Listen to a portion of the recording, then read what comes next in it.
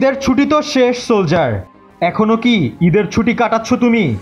ঈদের নাম করে এখনো কি ঘন্টার পর ঘন্টা ঘুমিয়ে সময় নষ্ট করছো?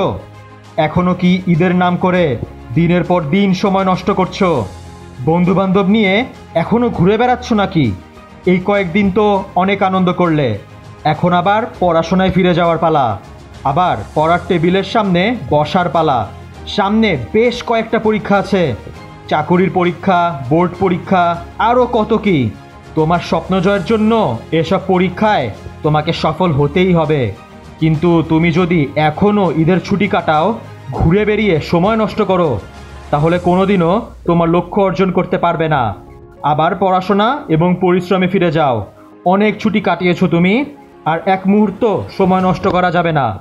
আজকে থেকেই, এখন থেকেই আবার পরিশ্রমের পথে নেমে পড়ো। সময় নষ্ট না করে সময়কে ব্যবহার করো। পরবর্তীতে এই পরিশ্রমই তোমাকে সফলতার দরজার সামনে নিয়ে যাবে। তাই ছুটি বাদ দিয়ে পরিশ্রম করো, সাফল্য আসবেই।